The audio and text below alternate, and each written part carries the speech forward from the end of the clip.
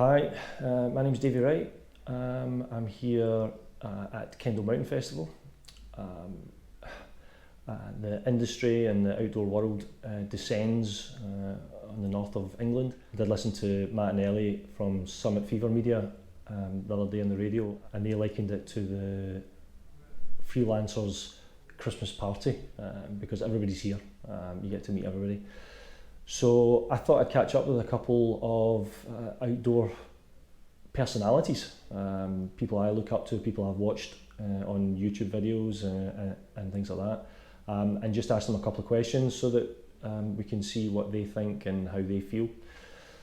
The first question was, what's a significant outdoor moment in their career or in their life, and asked them just to talk a little bit about that. It's got to be the first time I went climbing in Chudley, which is down in the southwest in Devon, and I'd never been climbing outside before, and it was a really beautiful spot and out in nature, and you just didn't know whether you'd be able to climb to the top of one of these cliffs or not, and it's, I guess, going into the unknown. That's definitely a thread that's I've been pursuing ever since.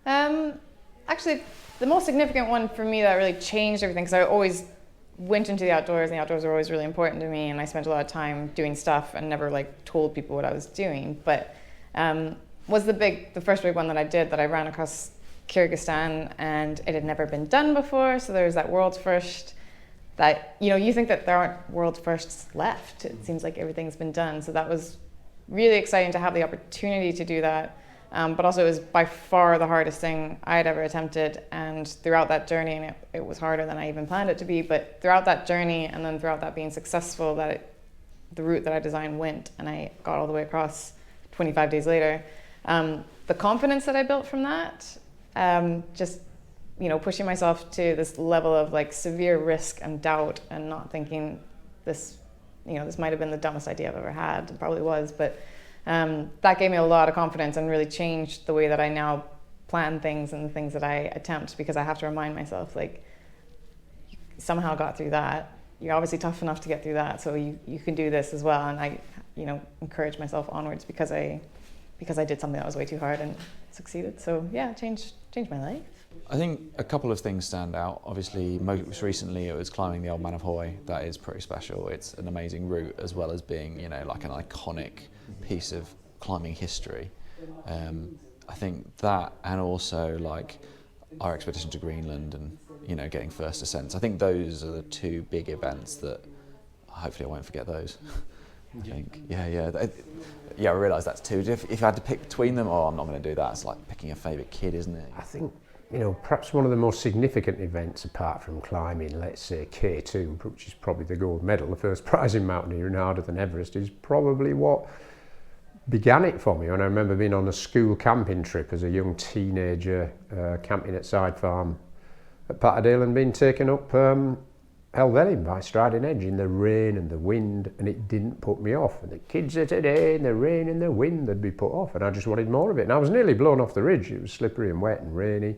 I just thought, this is fantastic. What a challenge, or whatever. I just loved it. Well, a significant moment for me was moving to the mountains. So I grew up in Glasgow, and that was a great place. It's quite close to the mountains, but it's not the same as being in the mountains, where you see them every morning, and you are just have such close access to it all within minutes, and it really helps you to build your whole life around being in the outside, being in the mountains, and also staying fit and able to actually climb hard stuff. So I moved up to near Fort William, near Ben Nevis, and there's just endless amounts of climbing within a 20-mile radius of my house. So that really made a huge effect on my life. The next question was, because I'm a bit of a gear geek, what's their go-to bit of gear, and they weren't all brand loyal, so that's cool. Gave us a good idea of what helps them. Well, it's got to be this jacket. I mean, I wear it every day in the winter. I have done for the last 3 or 4 years. The Ghost Whisperer jacket. I mean, it's so light that it packs up into its pocket, and it's so light that you've got no excuse not to have it with you. So yeah, it's great. It's got to be this, because I wear it every single day. Honestly, And I've got about 8 of them. they're all different colours. Bit of kit that is changing the things that I'm able to do and making them more awesome is a bivvy kit. So what I use is I use a hydrophobic down sleeping bag, because then I don't even put the bivvy on top, because it's way lighter, super warm, and then I can sleep out under the stars. And that, honestly, that's really changed. Not have lugging around tents are fun and stuff, but not lugging around extra stuff. Love a bivvy night, like really love a bivvy night, and my cozy little sleeping bag that I just look forward to crawling into at the end of every day. Yeah, it's like crucial to what you're able to do, is how you're going to survive out there for how long. So I love my bivvy. So hardware-wise, it's definitely like the bigger sizes of cam. So because I can't see my gear when I'm placing it, if the cam is large enough, you can place it in the crack, and then you can manually go in with your fingers and check each of the 4 lobes that they've engaged, and it's, you know, solid. And that's really reassuring, you know, like in head game terms, you know that piece of gear is great, because I'll place a smaller bit, like, you know, if I'm placing a size 2 nut or something like that, I can't put my finger in and check that it's, you know, got a solid rock contact on, you know, the major faces. And if you placed a massive cam, you're like, well, yes, that's totally solid, bomb-proof. I could hang a car off that. You know, Yeah. I think that's the big one. But obviously, it depends on when there's the opportunity to place it. I'd have to say a head torch. I've been using head torches for years, and they've saved my life in the Himalaya, coming down in the dark. And I've seen them get better and better, and lighter and more efficient. And I just about live with one on my head at this time of year in the autumn. So a head torch, really. My favourite piece of climbing equipment is my fingerboard. Your fingers can never be strong enough if you're a rock climber, and so it's a constant battle to make my fingers just stronger, to just hold on to smaller and smaller holds, and that's really in large part what separates me from my climbing goals. And so I use that thing as often as possible, several times a week. And when I started doing it, it was one of those sort of few things in my progression as a climber where I was like, why didn't I start doing this years ago? I just made a jump, an instant jump in standard. And the last question was, what does Kendal Mountain Festival mean to them? What is it that brings them here, and what is it how they feel it adds to the outdoor industry? There's a lot of good answers, and here's the guys talking about it. Kendal is a brilliant opportunity for people to come and get inspired.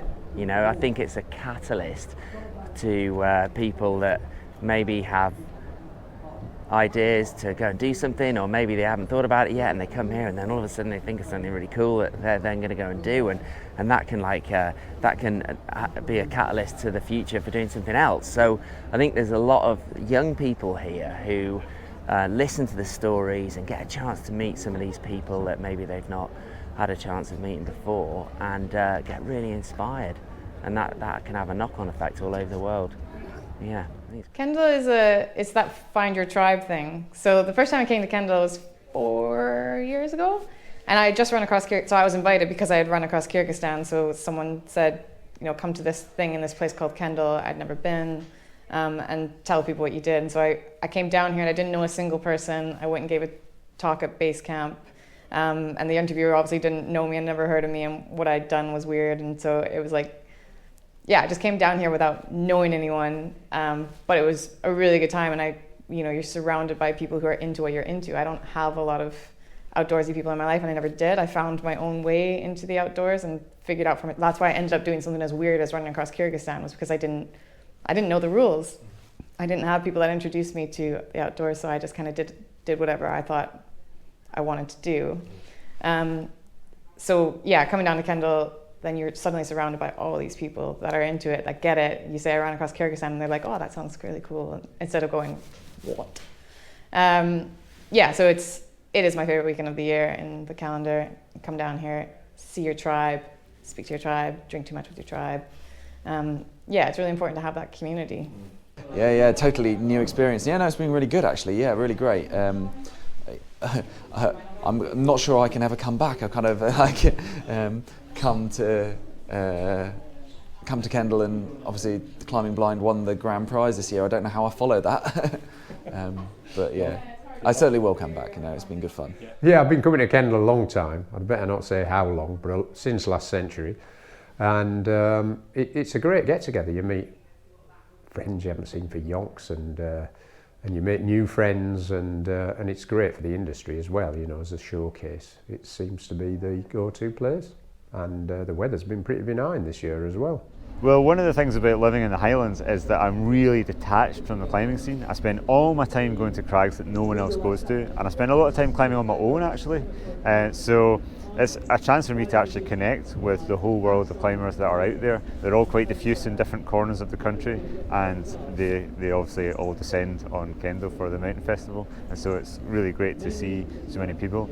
You also get to see all of the kind of super inspiring stories that other people have. Some of them you know about and you're keen to hear about them, and some of them you didn't know about and they're kind of below the radar, but you see their films, you see their talks, and you do go home being like, I have a sense of like, oh yeah, I could go out and do something pretty cool. It's good for that. Well, that's their answers to the questions. Let me know what you think about it, and hopefully we'll do another one of these sometime soon. Thanks very much.